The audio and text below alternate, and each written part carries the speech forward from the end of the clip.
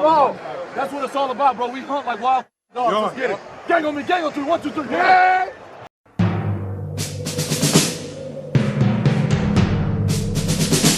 The autumn wind is a pirate, blustering in from sea. With a rollicking song he sweeps along, swaggering boisterously. His face is weather-beaten. He wears a hooded sash, with a silver hat about his head, and a bristling black mustache.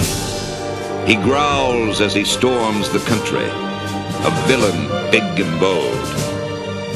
And the trees all shake and quiver and quake as he robs them of their gold. The autumn wind is a raider, pillaging just for fun. He'll knock you round and upside down and laugh when he's conquered and won. I'm not gonna lie to y'all, it doesn't look very good as far as the Las Vegas Raiders' chances of getting a win out in Cleveland this coming Sunday against the Browns. I know the Dallas Cowboys just got Quentin Williams and everything, but if the Raiders couldn't block the Cowboys, how can they block the Browns? The Browns have Myles Garrett and a better overall defensive line. They have Malik Collins and Mason Graham bringing the heat from inside. They have Isaiah McGuire on the other edge, and they have depth. I don't see how the Raiders are going to get this one done. Remember, the Cowboys went into Monday night's game with 31st ranked defense overall and in scoring. The Browns have the number 2 overall defense. They're only number 18 in scoring because of the situations their offense puts them in. That might change on Sunday though, because Shedeur Sanders will be making his first NFL start. Don't expect what you saw on Sunday. He'll be much better with a full week of preparation. And the Raiders will once again be weighed down by head coach Pete Carroll, who appears to be determined to do things his way regardless of what the result is. Carroll, his son, and offensive line coach Pete Carroll and offensive coordinator Chip Kelly have done a number on the offensive line. Remember, I was pretty hopeful about him when they first hired him, but I said the offensive line could be Carroll's undoing. That was what got him ran out of Seattle. He brought that with him here to Las Vegas because he doesn't learn. He doesn't adjust to things that aren't working. He gets an idea in his head and he doesn't want to let it go. If anything, he'll double down trying to make his idea work. It all started here with Jackson Powers Johnson. He played very well as a rookie at center, but wasn't that good as a guard last year. So what does Carroll do? He moves him back to guard. Jordan Meredith was a pretty good guard last year that had never played center, and what does Carroll do about that? He moves him to center. The offensive line then gets way worse because Meredith is horrible at center, and now he's willing to move Meredith back to guard for Will Putnam, who's at the very least one of the worst offensive linemen I've seen play this year. Carroll came in here screaming win now, but it looks more like destroy now. My apologies to Kelly. It turns out Carroll was the one that wanted to come out throwing. He's just as responsible as Kelly for Genty getting 2 carries in the first half. He had 4 catches in the first half. He had twice as many catches as he had carries in the first half.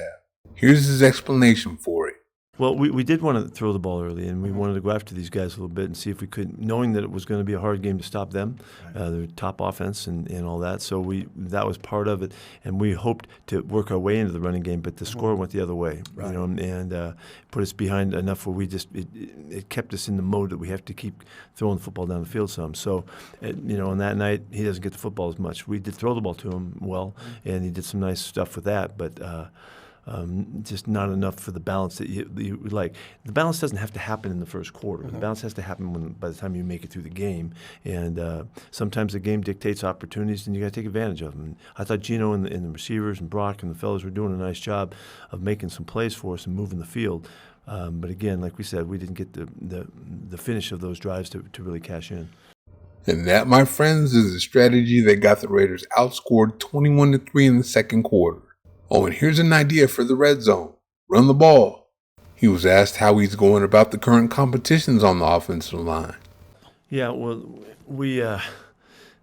okay, first off, every week is a competitive week for these guys, and we're rotating them against different guys so that we can make sure and make good assessments. We did that in depth last week with an extra day to make sure that we were getting turns for guys, and we're looking at who they're going against. We'll put some guys on the 2 so they can go against the 1s, and all of that, and then just take in all of the information and make a decision. That's kind of how we do it. But there was focus on the the competition at the guard spot for sure, and the center spot as it turned out, because we gave Jordan a chance to show us what he could do at guard again, because he had such a good solid year last year, and so we'll continue to do that. That's how you do it, and it's not like we just make a call out of the dark. We're working at showing the film and making sure the guys can get their moments. The one-on-one competitions and pass rush, all of that counts, and so it's hand in hand with the way we approach our football anyway. But this is how you make an evaluation when you have to make a change. Did you hear what he said about Meredith? He had such a solid year at guard last year. Okay, well, why didn't you leave him at guard? He and Power should have at least competed for the center spot. Now all of a sudden there are competitions everywhere. Well, at least he knows he doesn't have anyone he can single block Garrett with. Yeah, it's going to take a little bit of everything to slow him down. We're going to stay away from him. We're going to have to double him up. We're going to have to double him and sometimes still chip him again. There's a lot of things that you have to do so that he can't control the football game. It's like we see from Max. If you notice, the game gets shifted away from Max. So much of it, they run away from him and they always double him. Rarely does he get single blocked, and that's the kind of attention that great players draw. And this guy's loaded, man. He's really something. It's a little late, but this is what was behind the decision to move Meredith back to guard. Well, we tried. We banked on the fact that he had a lot of experience in his background there, and so we took a look at him. Really, we started. We had a couple extra days, and we took a look at guys to see what we had available, and he's a secure player, man. He does things right, and he's strong, and he doesn't get knocked around a whole lot. That came off of last year's film, and he showed that right off the bat that he's still a little rusty at guard, and so this was another week to go ahead and evaluate as well. But we did kind of bank on that he has background there, and he could make that switch, and we could count on him. And so really the focus went to Will Putnam and to Kappa playing at center, and to see what did we have there with those guys. And so we're kind of in the mode still. Again, we will be this week again. We're going to give these guys a competitive opportunity to see who can battle to get the playing time. What is Pete talking about? He looked at last year's film and saw how solid and secure Meredith is at guard, but the answer is to move him to center?